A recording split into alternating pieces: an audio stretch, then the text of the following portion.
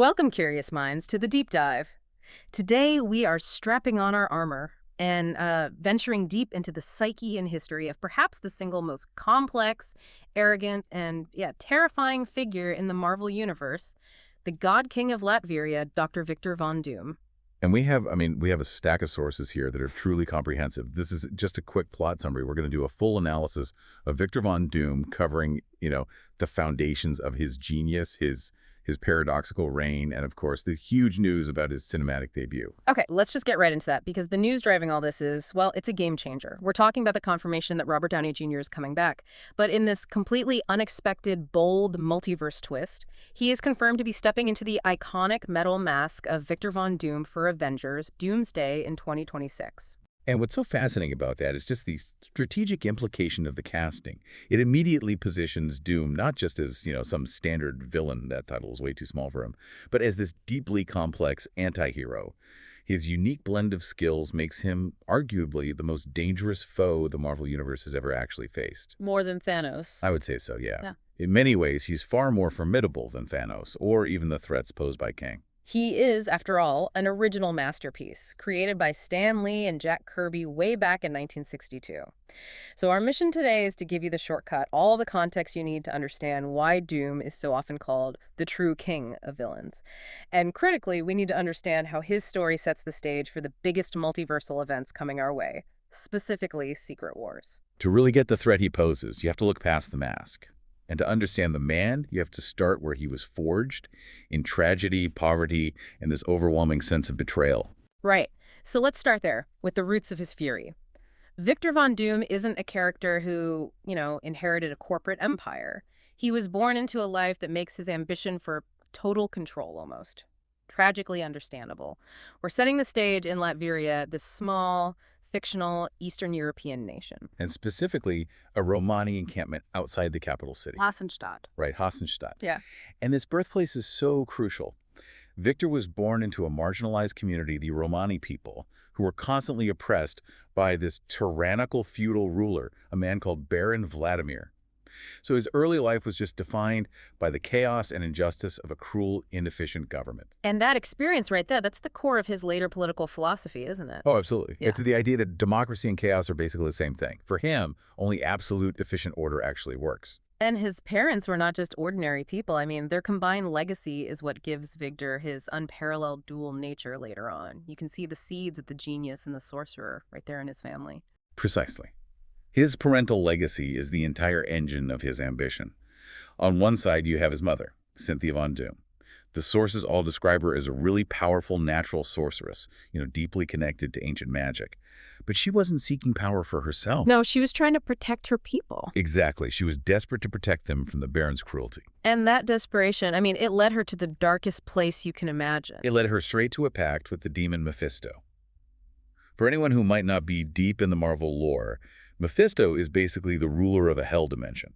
He's the ultimate personification of cosmic evil and bargains gone wrong. Cynthia wanted power to drive the Baron out, but deals with chaos agents always backfire. The bargain went sour. Completely sour. And Mephisto claimed her soul, condemning her to an eternal, infernal imprisonment. So that left young Victor with this legacy of immense magical potential, but a potential that's just tragically corrupted by pure darkness. That's the first great wound. And the second wound was losing his father, Werner von Doom. Werner was a healer, a man of practical science. He knew how to use herbs, different techniques to save lives.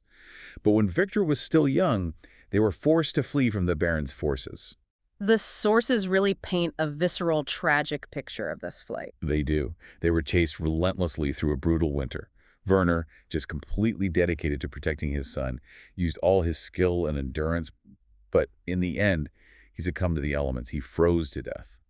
So by his early teens, Victor is an orphan, holding this unresolved magical inheritance, this huge scientific intellect, and just a burning absolute rage. A rage directed at injustice. At injustice and at inefficient rule. That's key. And this combination of trauma and potential, it all crystallizes into the vow that dictates the rest of his life. He finds his mother's magical artifacts and realizes he has two paths in front of him. And the vow, it wasn't complicated, but its ambition was cosmic.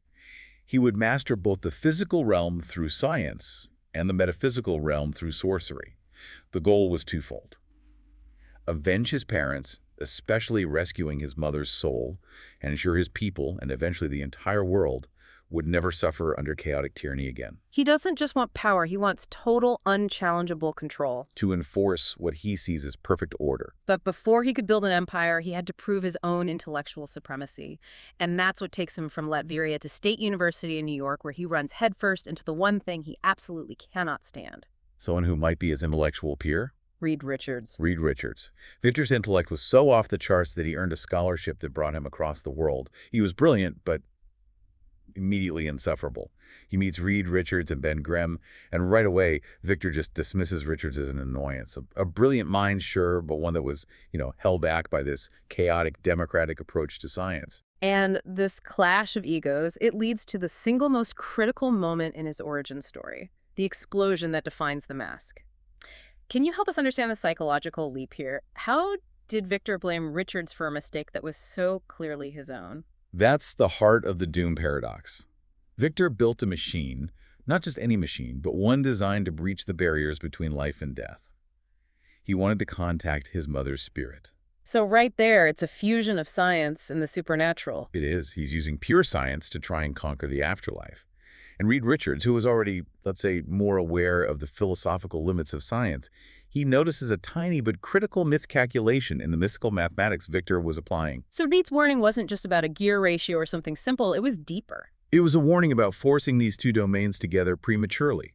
But Victor's supreme confidence, his fatal flaw, meant he saw any correction, especially from Richards, as a personal insult, a challenge to his infallibility. He refused to listen. And the machine exploded. It did. And here's the crucial detail all the sources hammer home. The explosion did scar him, but physically it was just a minor blemish, a small line. But to Victor, with his absolute narcissism, that tiny scar became the greatest injury imaginable. It was a visible mark of his failure to be perfect. And worse, it was a failure Reed Richards had predicted. This wasn't a physical defeat for him. It was a profound psychological trauma. He immediately pushed all the blame onto Richards, the one man whose wisdom he ignored. And this solidifies his expulsion and his path to eternal bitterness. The face under the mask, in a way, matters less than the wounded pride it covers. Exactly. And that wound sends him into exile. He wanders the globe, this brilliant, bitter man who now has to make good on his vow to master both disciplines, which brings him to the Himalayas. To the Tibetan monks. He's rescued by a sect of Tibetan monks, and this is where he finally commits to his magical education. He dives deep into ancient mysticism, esoteric texts, powerful rituals, really honing his ability to channel and control magical energies. And this is also where the armor is born, right, in the monks' forges. It's this connection of ancient craft with his hyper-advanced science. He uses their forges, but not like a blacksmith. It's a symbolic crucible where science and sorcery are finally merged. The armor is forged from ancient metals, it's tempered with mystic energies, and it's equipped with all the technological brilliance he still has from his university days. And he creates that iconic iron mask specifically to hide the imperfection, the permanent reminder that he once failed. So the coup is the inevitable next step. He goes back to Latveria, overthrows the Baron, declares himself ruler, and officially becomes Dr. Doom. And his goal is now fully formed, world conquest, but as a way to impose his vision of perfect order and above all to forever prove his superiority over Reed Richards. The great irony is that Reed Richards, who is perpetually in his mind, is the engine driving Doom's entire global ambition. So the moment Victor takes power, we see this tragic result of his worldview play out in Latveria. The country goes from the Baron's oppression to something way more complex, a system of absolute control that also, somehow, provides for its people. The sources label it perfectly. A utopian dictatorship. This is the core paradox of Doom's rule. He actually delivers on his promise to his people. Latveria has free, cutting-edge education, universal, state-of-the-art healthcare, and guaranteed public safety. Poverty is gone. Disease is minimal. Chaos is impossible. In material terms, the quality of life is extremely high. It is. But we have to talk about the price tag for this perfect order. And the price is, quite simply, liberty. It's total subjugation to his will. The entire system is enforced by his army of robotic replicas, the Doombots. And these aren't just simple drones. They're sophisticated AI-driven machines that can do everything from administrative tasks to military enforcement. The Doombot network ensures constant total surveillance. Which guarantees absolute obedience. Exactly. And yet, here's the twist the sources always emphasize.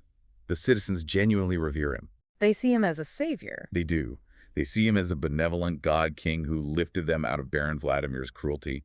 And this forces a really complex moral question onto you as the reader and now the viewer.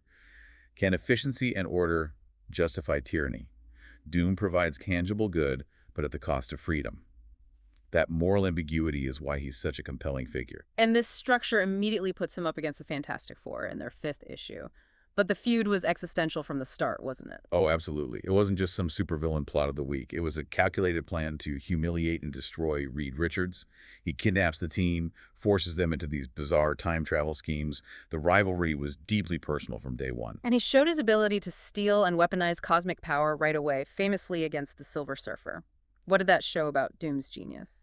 When he fought the Silver Surfer, who has the power cosmic, Doom used these incredibly sophisticated tech traps and energy converters to literally drain the Surfer's power into his own armor.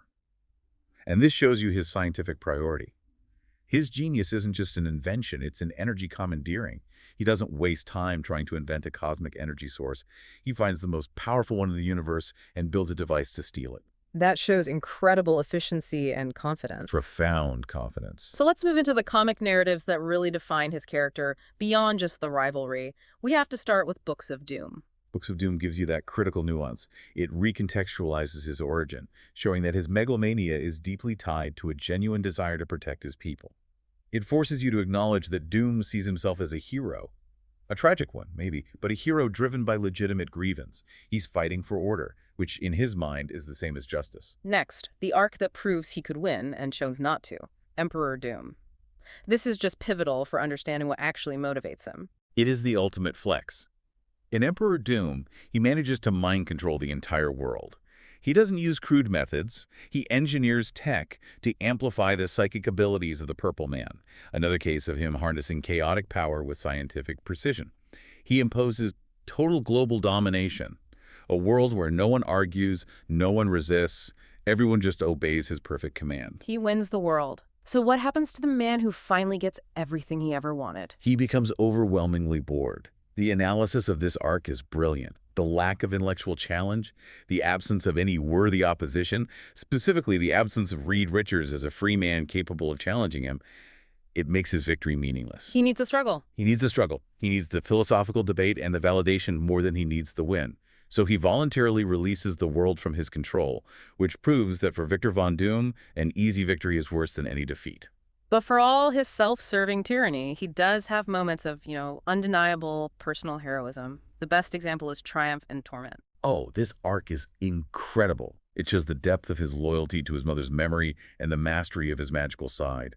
He teams up with Doctor Strange to fulfill his lifelong quest, rescuing Cynthia Von Doom's soul from Mephisto. This isn't about global conquest. It's a personal mission into a hell dimension. And the fact that he succeeds is a big deal, given the opponent. To win against Mephisto requires immense magical skill and willpower. Doom triumphs. He demonstrates a mastery of magic that's on par with Doctor Strange, and this act of genuine love for his mother, powered by occult knowledge, is a reminder that there is a heart, a very cold, proud one, but a heart under all that armor. This ambition all culminates in his ultimate power flex, becoming the God King of reality, which leads us right to the Secret Wars events, the blueprint for the MCU's future. We first see a glimpse of this in the original Secret Wars from 1984, where Doom fights the Beyonder. And the Beyonder is this omnipotent entity, a power level beyond anything seen before. It literally controls reality on a multiversal scale, and Doom just decides to fight it for its power. He dares to challenge the fabric of existence itself. Exactly. But the real apex came in the 2015 Secret Wars. And this is the critical blueprint for the MCU. It is. In this massive multiversal collapse, Doom does the impossible. He uses a combination of advanced tech and stolen cosmic power, partially from the remnants of the Beyonder, to become God Emperor Doom. He literally restructures the surviving fragments of the collapsed multiverses into a single planet called Battleworld, and he rules it as an unchallenged god. So this proves he can't just conquer a world, he can rebuild reality itself into his precise, orderly image. And he holds that reality together for a long time. The sources stress that he is often a far more successful antagonist than someone like Thanos, who usually just wants to destroy things. Doom's goal is permanent, self-sustaining order.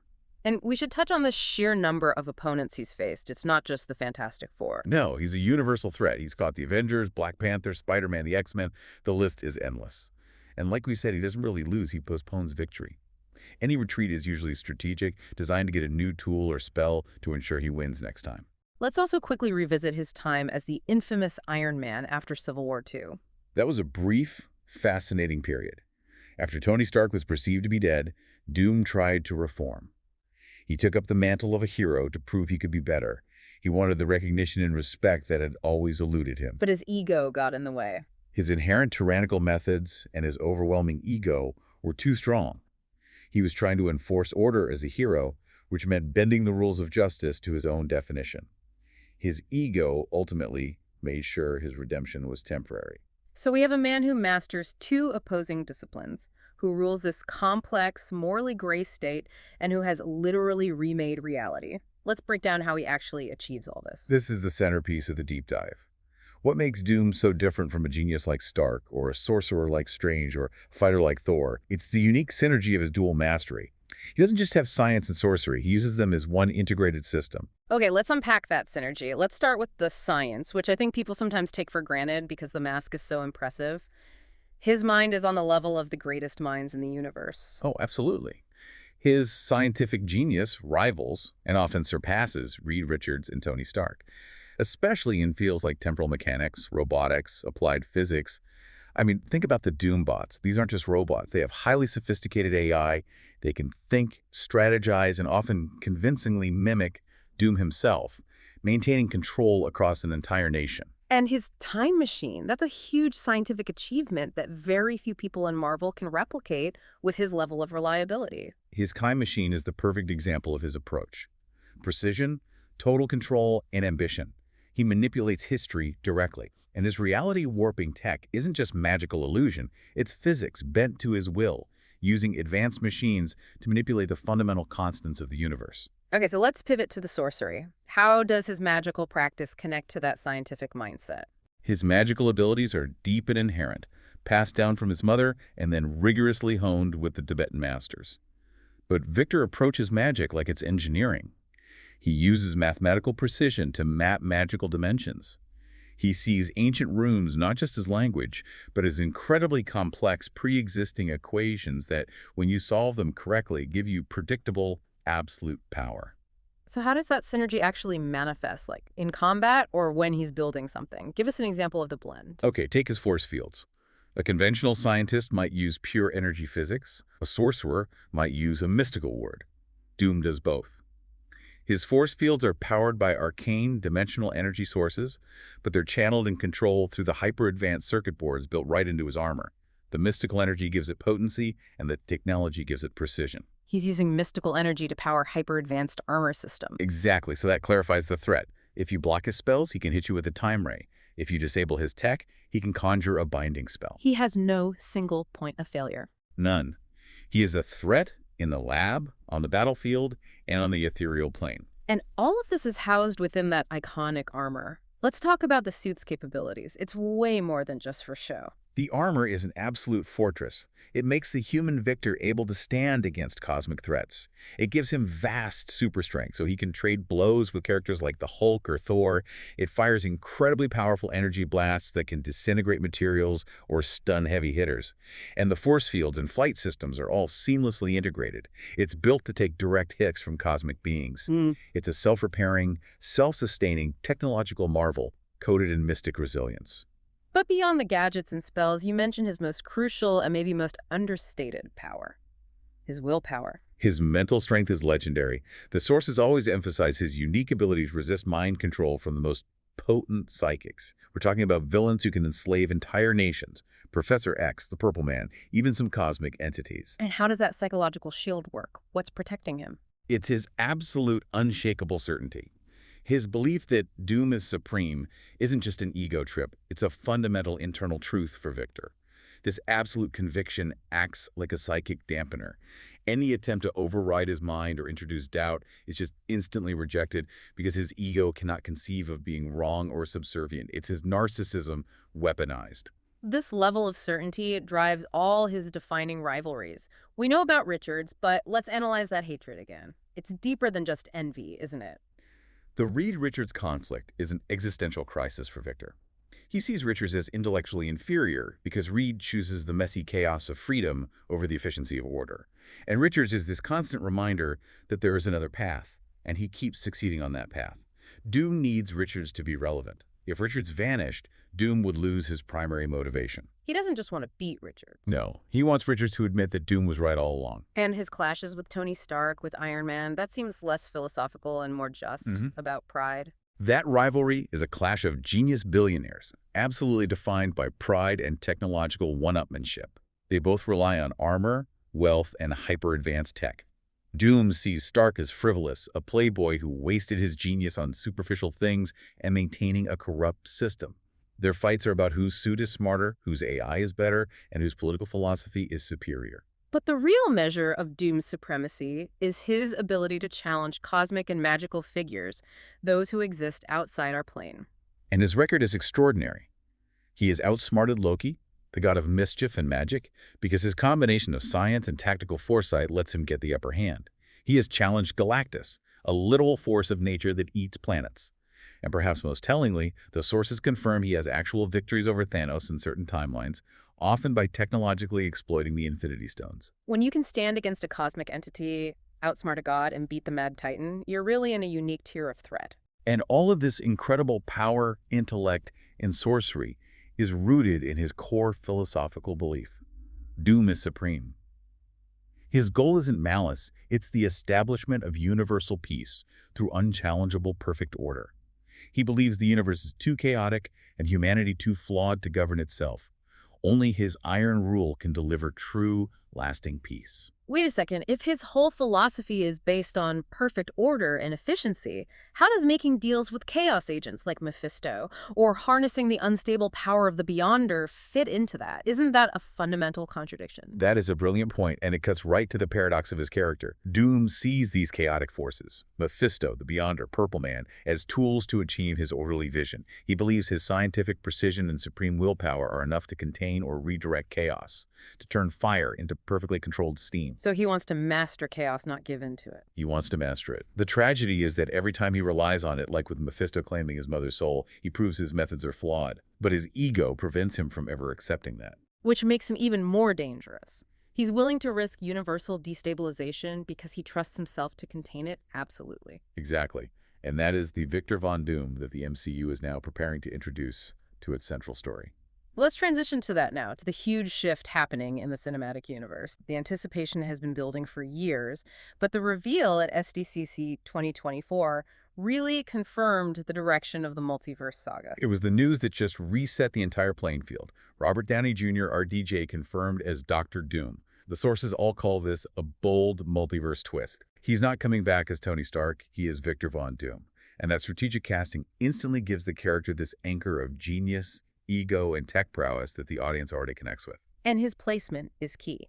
Doom isn't a secondary villain. He is the central pillar of the entire ongoing story, strategically replacing Kang as the dominant threat. That's maybe the most crucial update. Doom is now the centerpiece of the multiverse saga, leading directly into the climax of Secret Wars in 2027. This narrative shift suggests the core conflict is moving away from time travel paradoxes and into a fundamental philosophical war over who should rule reality. And God Emperor Doom is the perfect figurehead for that. We got our first concrete, chilling tease of RDJ's Doom in the post-credits scene of Fantastic Four. First steps in 2025. What did that sequence actually show us? That post-credits scene was a masterpiece of implication. It shows Sue Storm running into an unmasked RDJ, and he's holding the iconic metal mask. His physical appearance suggests the scarring is either minor or this is right after the explosion. But crucially, the scene takes place while he's infiltrating the Baxter Building, the home of the Richards family. So infiltrating the Baxter Building immediately establishes that eternal rivalry as the foundation of the MCU's Fantastic Four. Precisely. It signals the rivalry is central, personal, and already happening. Seeing RDJ unmasked, but already possessive of that symbol of his future rule, it tells us that the psychological journey, the trauma, the blame, the ego, is already far advanced. The tragedy of Victor Von Doom is that he's already wearing the mask, psychologically, even before he puts on the metal one. And then came the leaked trailer info for the main event, Avengers. Doomsday in 2026, where we'll see him in action. What confirmed capabilities are we looking at there? The leaked trailer info paints this epic, massive showdown. We see RDJ in full armor, actively using his signature power, the science-magic hybrid abilities. This is vital confirmation. The MCU adaptation will not choose one over the other. Doom will use mystically charged force fields and technologically precise spells. And he's shown facing a massive roster of heroes, the core Avengers, the Fantastic Four, and the newly integrated X-Men. That immediately establishes the scale. This is a threat so big it requires the unification of three major superhero factions. The combined roster confirms the narrative intent. Doom is the unifying antagonist, and his ability to fight this massive alliance comes directly from his dual mastery and the sheer intelligence of his Doombot army. He can overwhelm heroes physically and magically while outsmarting them strategically. The sources also mention a connection to his infamous Iron Man comic arc and a rumored tagline that ties RDJ's old role into this new one. Yes, the rumors suggest strong thematic, maybe even literal, ties to the infamous Iron Man comics, where he tried to use his genius for good. And the rumored tagline that's floating around is just chillingly effective. New mask, same task. New mask, same task. That is the ultimate meta-commentary on the RDJ casting. What does that imply about the MCU's version of Victor Von Doom? It implies a potential blending, or at least a thematic parallel, between the sheer unbridled ego and tech genius of Tony Stark and Victor Von Doom. Whether this is a variant of Stark who becomes Doom, or just pure Victor Von Doom whose brilliance happens to align perfectly with the Stark persona, the core idea is the same. The same task is imposing absolute will and proving absolute superiority. The methods change, from saving the world haphazardly like Stark to ruling it perfectly like Doom. But that driving need to be the smartest person in the room is identical. So the strategic casting makes Doom the ultimate pivot point, taking us out of the ruins of the Kang storyline and into the reality-warping complexity of Secret Wars. The sources make it definitively clear that Doom is the central antagonist for the rest of the multiverse saga. This narrative path suggests that the climax will focus on the ultimate question from the comics. Can a single entity, even one as brilliant and convinced as Doom Force, a state of perfect tyrannical order onto an inherently chaotic reality? Given his history as God Emperor Doom, the MCU is setting the stage for a conflict where the villain isn't trying to destroy the universe, but to fix it according to his perfect, tyrannical, and ultimately bored vision. The anticipation for RDJ's portrayal is immense, especially with how he'll balance the character's inherent tragedy and immense genius. The expectation is that RDJ will deliver the emotional complexity needed to pull this off. He has to capture the immense ego, the profound tragic history, that orphan boy from the Romani camp, and the unparalleled brilliance.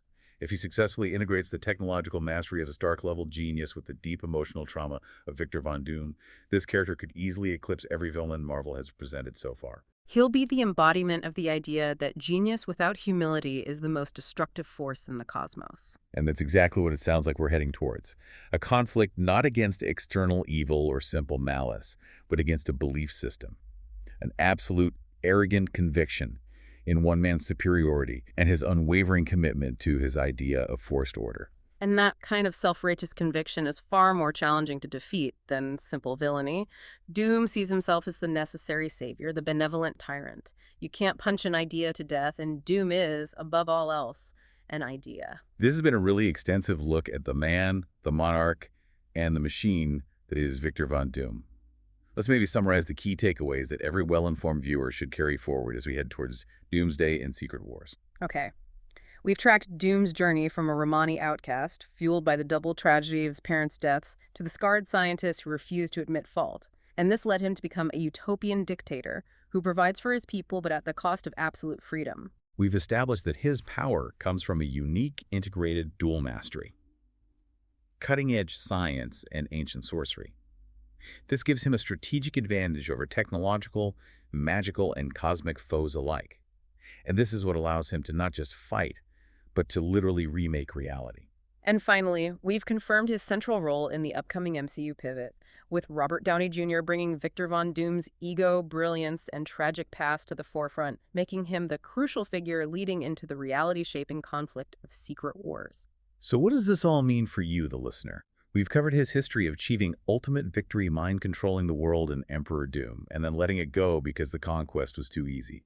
We've discussed the philosophical paradox of Latveria, where citizens get free healthcare and safety under the iron fist of a man who makes deals with demons. This raises the ultimate defining question of Victor Von Doom. If Dr. Doom genuinely provides his people with a system of perfect order that eliminates poverty and suffering, does that system fundamentally challenge the chaos and inherent inefficiencies of democracy? And building on that, think about his immense personal tragedy, the decades of effort, the deals with Mephisto, the conquest of reality, all of it driven by his need to prove superiority over Reed Richards. Oh. What would the world look like if he finally got that validation?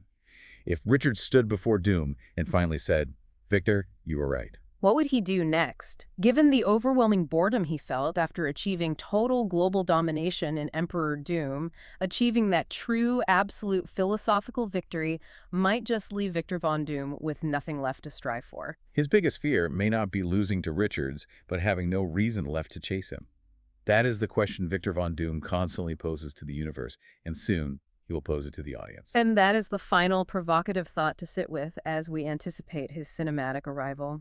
Thank you for joining us for this deep dive into the man behind the mask. We'll see you next time.